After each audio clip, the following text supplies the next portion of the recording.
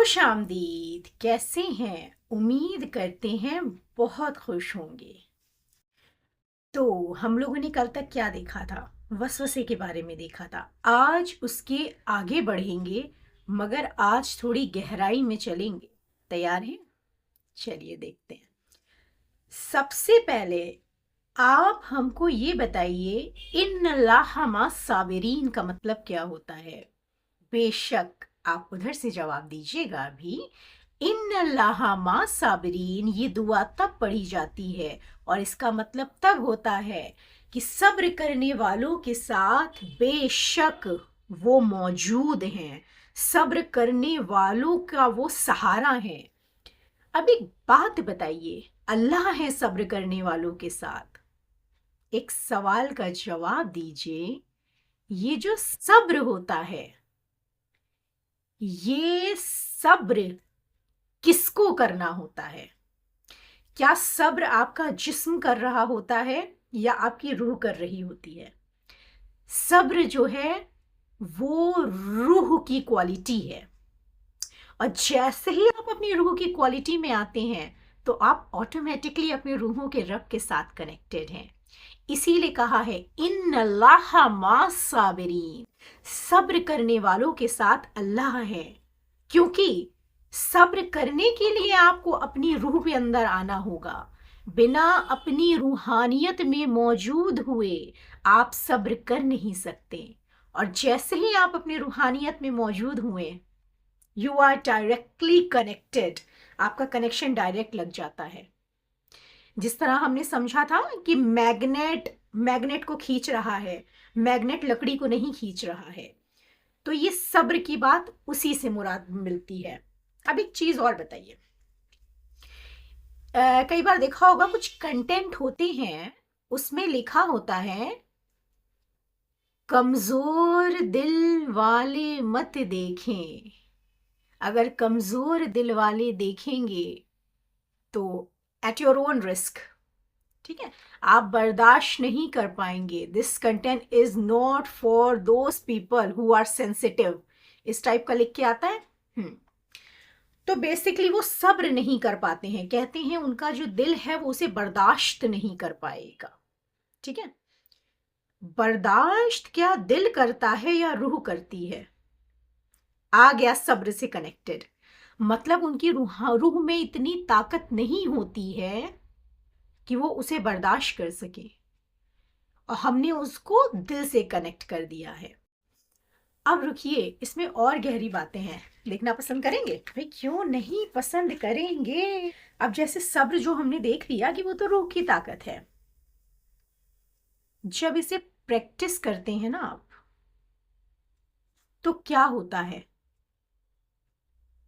जैसे कि लोग एक्स्ट्रा प्रोटीन कंज्यूम करते हैं मसल बिल्डिंग के लिए, उसी तरीके के से रूह की बिल्डिंग के लिए, रूह को मजबूत बनाने के लिए, रूह को ताकतवर बनाने के लिए, ये समझ लीजिए ये उसकी ग़िज़ाएं होती हैं। सब्र करना उसकी डाइट होती है। आप जो जो सब्र करेंगे वो मजबूत होती जाएगी। कहते नहीं है कि गर्म पानी में एकदम से हाथ डालोगे जल जाओगे। थोड़े गुनगुने में डालो, उससे ज़्यादा में डालो, उससे ज़्यादा में डालो, धीरे धीरे आपका बर्दाश्त करने की ताकत बढ़ती रहेगी, और आप खौलते पानी में भी हाथ डालोगे तो आपको महसूस नहीं होगा। क्यों? क्योंकि अडेप्ट कर लिया है उसने। उसी तरीके से सब्र की भी मुराद है। सब्र जब आप करना शुरू करते हैं तो धीरे धीरे करके आपकी रूह जो है वो मजबूत होती जाती है, उसको उसका खाना मिलता जाता है। तो कहते नहीं है अल्लाह के लिए हमने सब्र किया। अरे अल्लाह कहते हैं कर लो तो मेरे ही नाम पे सब्र कर लो, मगर अरे मेरी प्यारी प्यारी रूहों, ये तुम अपने खुद के ऊपर रहम कर रहे हो। सोचो वो दिन कैसा होगा जब कयामत बर्पा होगी, कैसे बर्दाश्त करोगे। तो वो कहते हैं तुम खुद के ऊपर रहम कर रहे हो ये करके, मगर तुम कहते नहीं हो अल्लाह के खातिर हमने किया। वो कहते हैं मेरे ही खातिर सही, अरे रूहें तो मेरी ही हो ना, कर लो मेरे ही खातिर, मगर खुद को मजबूत कर लो।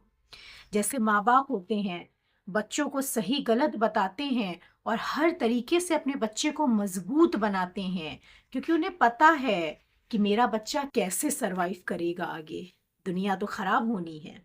क्या होता है, अल्लज़ी युवस्विसु फी सुदूरिन्नास, इसका मतलब होता है जो लोगों के दिलों में वसवसे डालता है। वसवसे डाले गए हैं दिल में, रियली वसवसे दिल में डाले जाते हैं। वसवसे का मतलब होता है कोई ख्यालात। ख्यालात कहाँ आता है, अक्ल में आता है। अक्ल किसका हिस्सा है, गैब पर ईमान लाओ, अक्ल हिस्सा होती है रूह का। तो यहाँ दिलों से मेंशन किया गया है रूह को, समझा अभी? जिसकी रूह मजबूत नहीं होती वो बातें बर्दाश्त नहीं कर पाता। तो इसीलिए यहाँ लिखा गया है जो लोगों के दिलों में वसवसे डालता है। अब जो ये वसवसे दिलों पे आते हैं, अब एक एग्जाम्पल से समझना, बड़ा मजा आएगा इसको समझने में। मान लीजिए हमें कोई गैब पर ईमान ला करके रहमान के रास्ते पे चलना है, मगर गैब तो गायब है, वो दिखता ही नहीं है। तो उस रास्ते पे तो चल रहे हैं, मगर इम्तिहान ऐसे ऐसे आ रहे हैं कि उस रास्ते पे चलने वाले भी कह रहे हैं भाई तुम्हारी चाल तो बहुत अच्छी है, मगर उन्हें भी डर लग रहा है, क्योंकि ज़रूरी नहीं है जो गैब पर ईमान ला रहा है वो 100% परफेक्ट हो।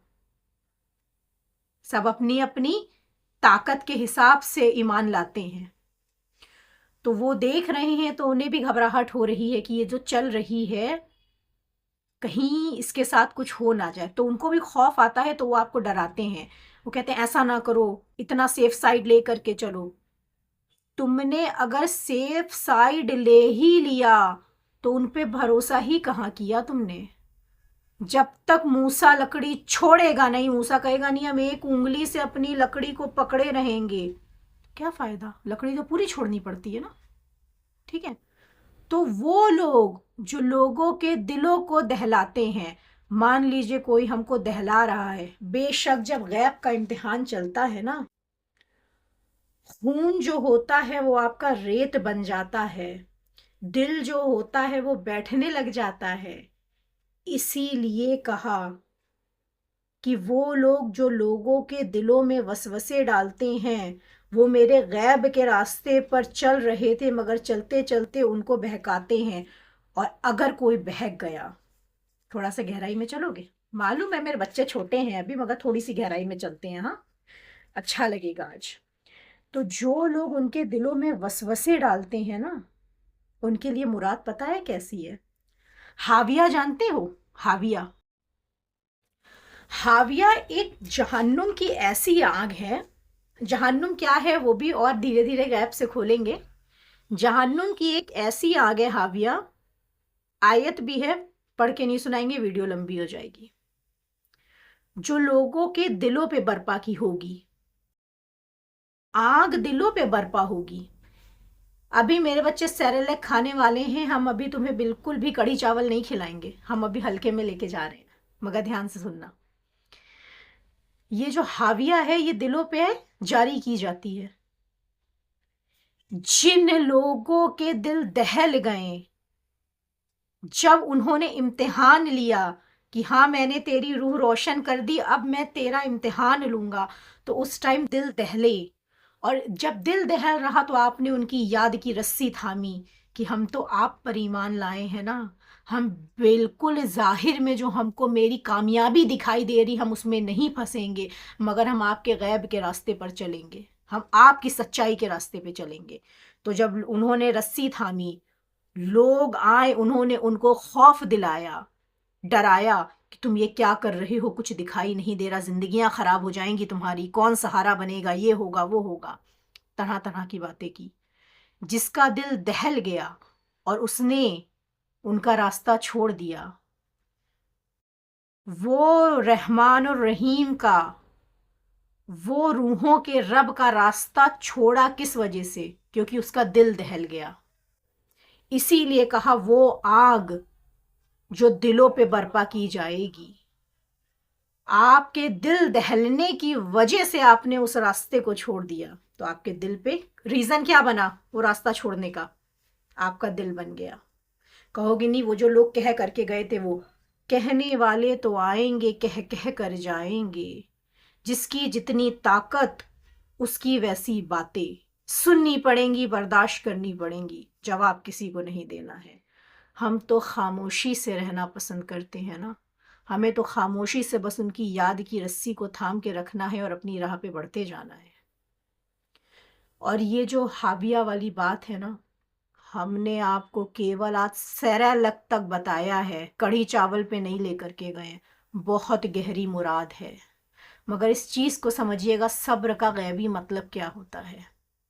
खुश आमदीद।